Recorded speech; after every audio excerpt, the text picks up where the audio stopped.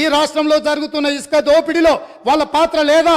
లక్షలాది వేలాది లారీలలో ఇసుక దోపిడీకి పాల్పడుతుంటే నేరెళ్లలో, సొంత నియోజకవర్గంలో నేరెళ్లలో ఇసుక దోపిడీకి పాల్పడుతుంటే ఇసుక లారీలు దళితుల మీద ఎక్కించి తొక్కి చంపుతుంటే ఆ దళితులు నిరసన తెలిపినందుకు ఇసుక దోపిడీలో నేరెళ్లలో నిరసన తెలిపిన దళితులను పోలీసులను పెట్టి నిర్బంధించి పోలీస్ స్టేషన్లో పెట్టి కరెంటు షాకులు పెట్టి సంసారానికి పనికి రాకుండా హింసించినందుకు ఇసుక దోపిడీకి పాల్పడి ఇసుక లారీలతో దళితులను తొక్కిచ్చి చంపించినందుకు ప్రశ్నించిన దళితులను పోలీస్ స్టేషన్లో పెట్టి పోలీస్ కరెంటు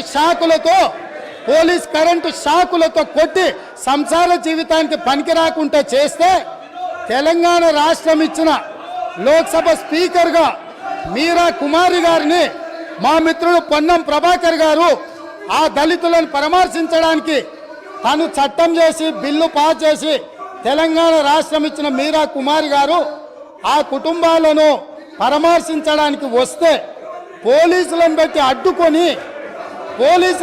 అడ్డుకొని వారిని అవమానించినందుకు సిగ్గుతో తల వంచుకోవాల్సిందే. స్పీకర్ సార్ ముఖ్యమంత్రి గారు స్పీకర్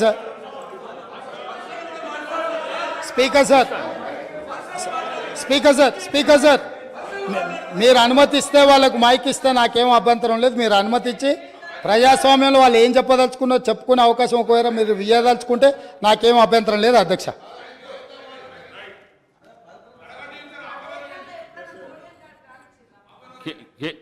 శ్రీ కేటీ రామారావు గారు. స్పీకర్ సార్, నేను నిజంగానే సిగ్గుపడుతున్నా సార్. ఎందుకంటే పంట బీమాకు రైతు బీమాకు తేడా తెలియని వ్యక్తి ముఖ్యమంత్రిగా ఉన్నందుకు నేను నిజంగానే సిగ్గుపడుతున్నాను సార్.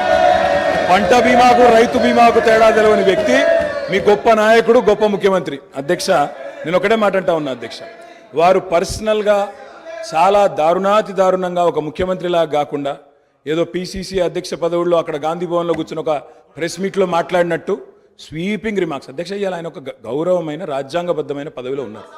అధ్యక్ష, నేనేమంటా ఉన్నా అధ్యక్ష, చెప్పాలి, గుర్తు చేయాలి, ఆయన గుర్తులేదు. నేనేమంటున్నా అధ్యక్ష, నేరెళ్లలో ఏదో జరిగింది, శాండ్ మాఫియా అని ఇష్టం వచ్చినట్టు మాట్లాడుతున్నారు. నేను ఒకటే అడుగుతున్నా అధ్యక్ష, 2004 నుంచి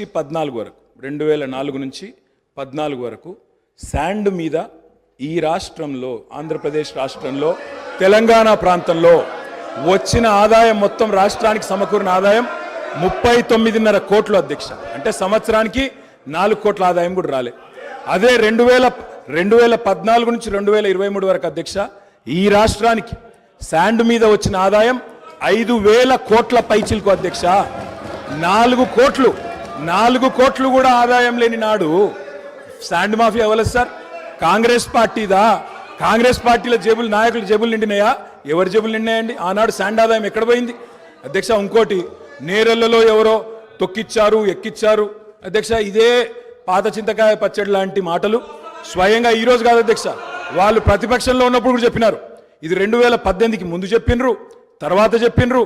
ఆయన చెప్పిన నేరెళ్లలో కూడా మా పార్టీకి అభ్యర్థిగా నాకే మెజారిటీ ఇచ్చి ప్రజలు మళ్ళొక్కసారి బ్రహ్మాండంగా గెలిపించి వాపసు పంపినారు అధ్యక్ష.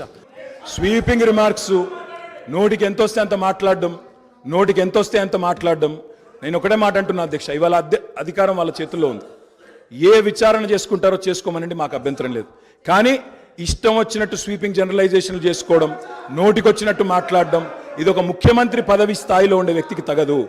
పంట బీమాకు రైతు బీమాకు తేడా తెలియని వ్యక్తి అక్కడ కూర్చోవడం నిజంగా ఈ రాష్ట్ర ప్రజలు సిగ్గుతో తలదించుకుంటున్నారు.